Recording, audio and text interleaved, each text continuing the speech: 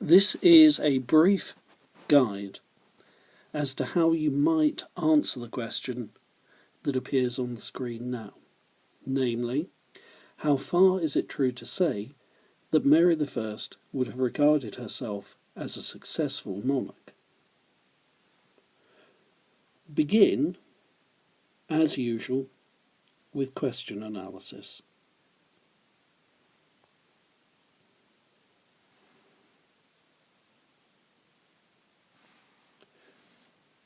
First of all, the command section. How far is it true? That asks you to make a judgment on how fair it is to say that Mary I would have regarded herself as a successful monarch. How fair? To what extent does the evidence and the events suggest that she was successful? The content area is Mary I.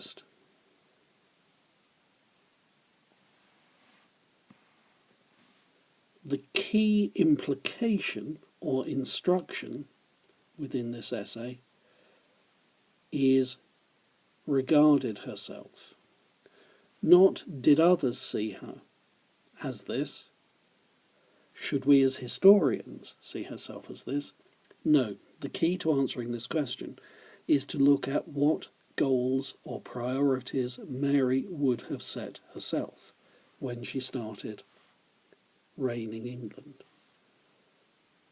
And then finally, successful monarch. What we mean by success. Therefore, following the question analysis exercise, the essay becomes this. How far is it true Mary I regarded herself as a successful monarch?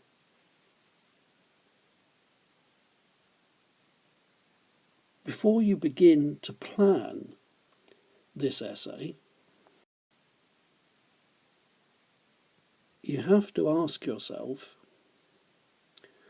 how do we judge whether we have been successful in anything? So, how do we decide whether we've been successful? We do this every day with everything that we do. And we do it very simply by asking ourselves what we wish to achieve,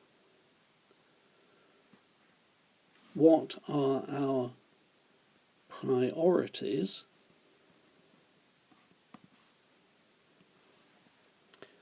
and then we measure that against what we achieve, what we actually succeeded in doing. And the distance between those two things, how much we wish to achieve, how much we actually achieve, tells us how far we've been successful.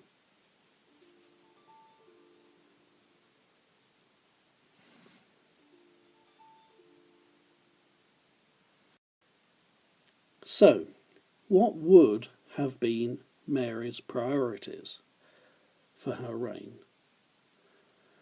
Certainly, the issue of securing the succession, how successful she was in resisting Northumberland's attempts to disinherit her following the death of Edward. And the fact that she became queen indicates that in that respect she was very successful.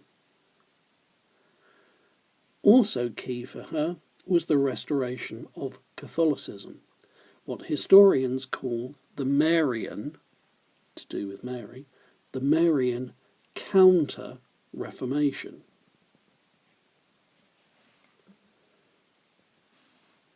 The third priority for her would have been the production of a male heir. simply because Mary understood that if she did not have a son, then the succession was not secured, and more importantly, the restoration of Catholicism was not guaranteed. The production of a male heir, of necessity, required marriage. So, how far was Mary successful in identifying who to marry and then actually marrying them? There was also the issue of finance. How far did she restore the finances of England, which had been pretty much ruined by her brother? And finally, and linked to this, was how successful was her foreign policy.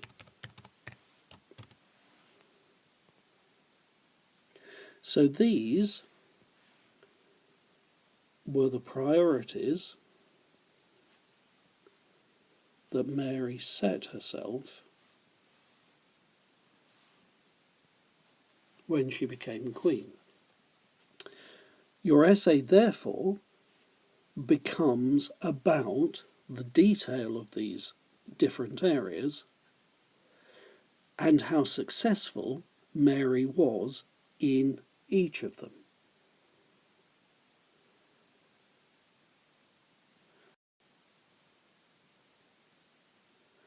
This will give you a structure pretty much like this. An introduction, which sets the scene, as usual, and introduces the line of argument. Then a series of paragraphs, one paragraph for each of the priorities containing detail about it and some judgment about how successful Mary I was in achieving her targets in this particular priority. Remember, you must keep relating back to the question. And then, finally, a conclusion, which restates your line of argument and comes to a final judgment which answers the question. So that, in essence, is how you do it.